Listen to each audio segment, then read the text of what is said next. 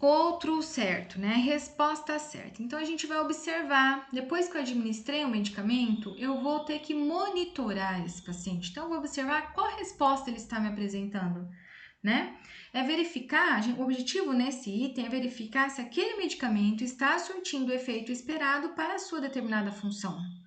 Então, se ele não apresentou a resposta esperada, a gente tem que registrar. Vocês nunca vão desconsiderar relatos do paciente ou da família. A gente tem que aprender a escutar o nosso cliente, tá, pessoal? Valorizar as queixas dele. Então, olha lá. Se o paciente apresentou uma resposta certa, ele apresentou uma resposta alérgica, né? Então, ele tomou um medicamento, por exemplo, para dor, mas ele fez um processo alérgico. A resposta está totalmente errada, tá?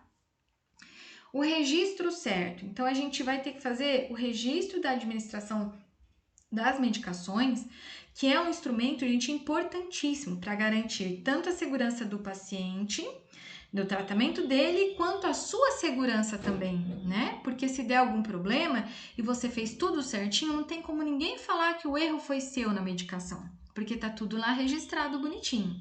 Então, lembre-se de registrar, ó, na prescrição, o horário da administração do medicamento e checar esse medicamento novamente.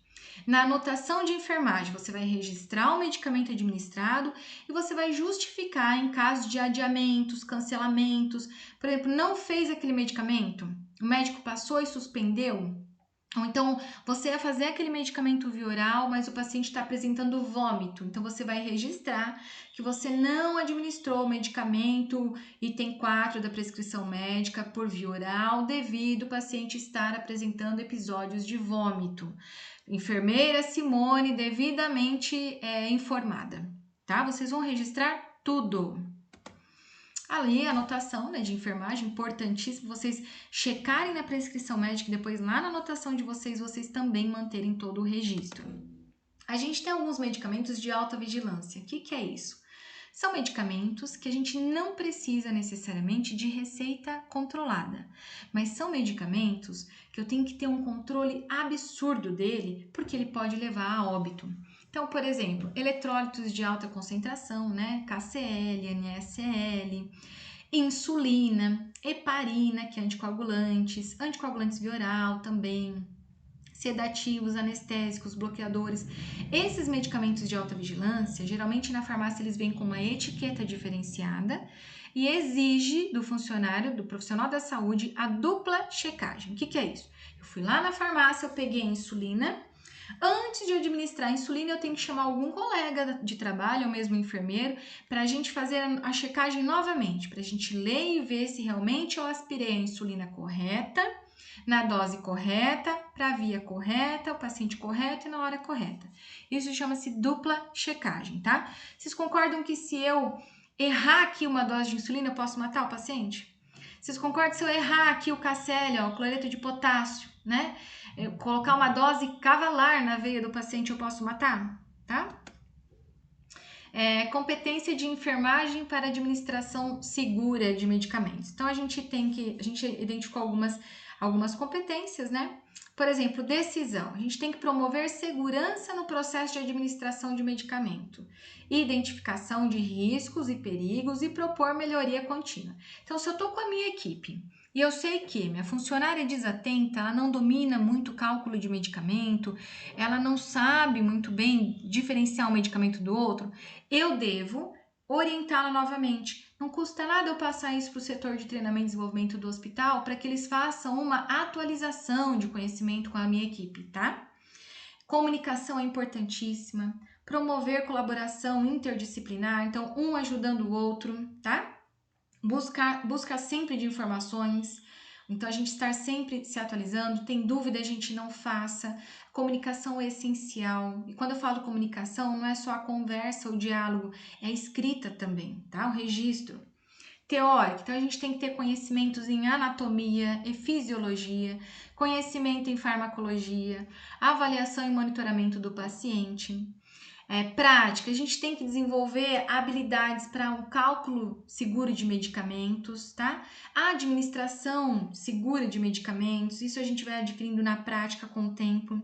Uma documentação correta e o importantíssimo, a gente tem que ter educação permanente. O que é isso? É treinamento constante, tá?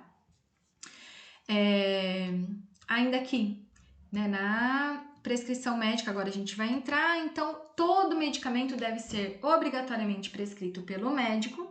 A prescrição deve ser escrita e assinada, de preferência, volto a falar, ela deve ser digitalizada, mas tem que estar escrita, tem que estar assinada e carimbada.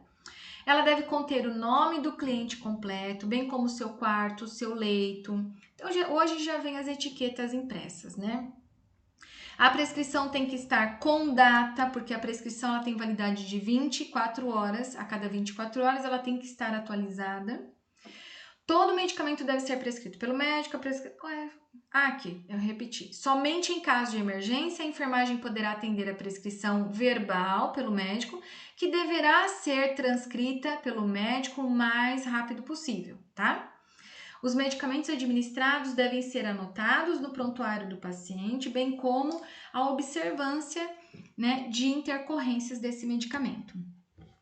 O nome do paciente tem que ser um nome legível, para a gente não confundir. Na identificação do paciente tem que ter, além do nome legível dele, a data de nascimento, a data da prescrição, a dose do medicamento, que tem que estar bem específica, se é grama, miligrama, ml, a via.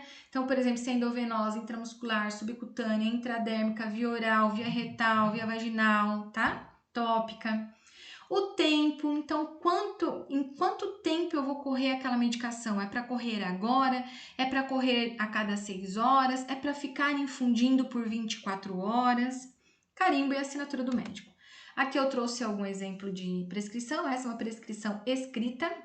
Então, tem que ter os dados do paciente, né? A dieta dele é que vem os medicamentos, ó. Então, ele põe o nome do medicamento, a dose, a via e a frequência, de quantas em quantas horas eu vou ir lá e vou administrar esse medicamento, tá? Gente, hoje, então, eu vou parar aqui a nossa aula. E aí, na nossa próxima aula, semana que vem, eu vou dar continuidade nessa aula. No entanto, vocês já terão recebido essa aula inteira, completa em PDF.